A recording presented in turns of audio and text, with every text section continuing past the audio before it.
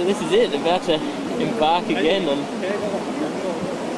another pilgrimage. More madness to come.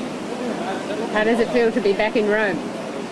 Well, it was great. It was funny walking down here this morning from the same B&B that I stayed at last time.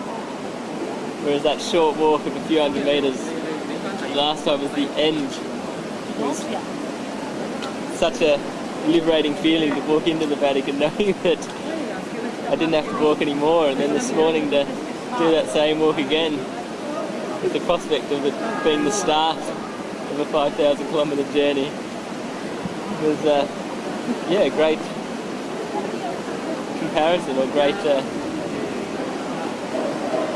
I can't think of the word, contrast could be the word I'm looking for. I'm looking forward to getting back on the road, opening my life once again to the universe and not having too much planned. What would you say is the most important aspect of the journey so far? What have you learned or unlearned? I think partly what I was just saying about not trying to control everything in my life so much and just being able to flow with what's happening at the time. So what was the number one experience of the journey so far? It was probably those couple of weeks in Italy when I first hit the coast, where I was just being met with so much kindness. I was getting bought lunch, bought drinks, people are letting me stay in their house just continuously, day after day. Some people not even knowing what I was doing. And yeah, it was just a great lesson of how when you're going through life with such an open heart, then the world just provides what you want. But I'd also like to say as well, with I was really surprised with what Tom Bruno had to say yesterday about pilgrimages, and just how it was very similar to the lessons that I hope to get out of it, or the reasons I enjoy doing it. Which are the humbling of it all. You mentioned just, I think it's a great lesson to learn how to actually receive as well as to give. There's an art in receiving that isn't recognised in our society so much.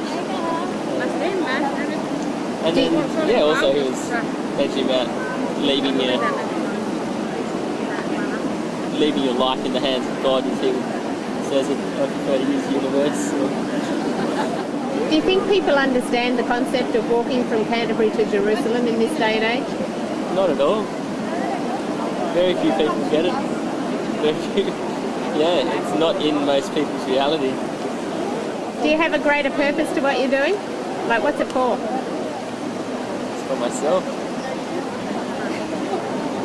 Some people would say you're an indulgent, selfish bastard. I'd agree with them. Is there a greater good? Do you think your journey serves humankind? That is one of the main reasons for doing a documentary on this. Is to try and undo some of the prejudices that people have when they look at cultures, look at religions, look at people as a group in general. I want to try and show that people are people regardless of all these other things, and we are pretty much the same. I think the Vatican's trying to tell us it's time to go. What are your thoughts on your first morning as being a pilgrim?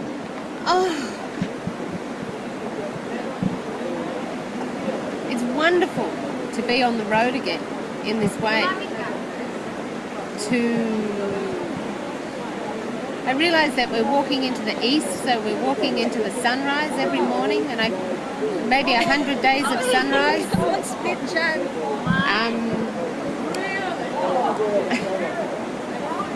I'm sorry I spilt my coffee. Here's my prayer for my pilgrimage. I speak the Eugenia Street prayer as I leave. I respect myself. I honour my creativity. I keep my puppy on a lead. I see the miracle in others. I call to presence my guiding light and my steadying hand. I am about to walk 100 sunrises, 100 new dawns. I release myself from all obligation and condition, and in so doing free others from obligation and condition, past, present and future, for all time, space and dimensions. I am a grass seed on the eastbound wind.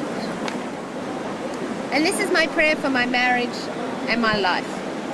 May we connect and communicate with love, conversation, wit and humour. May we be free to laugh and dance and play backgammon.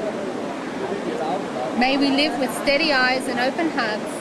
May we create and feast on the fruits of our endeavours, and may we share these fruits with others. Let the pilgrimage begin.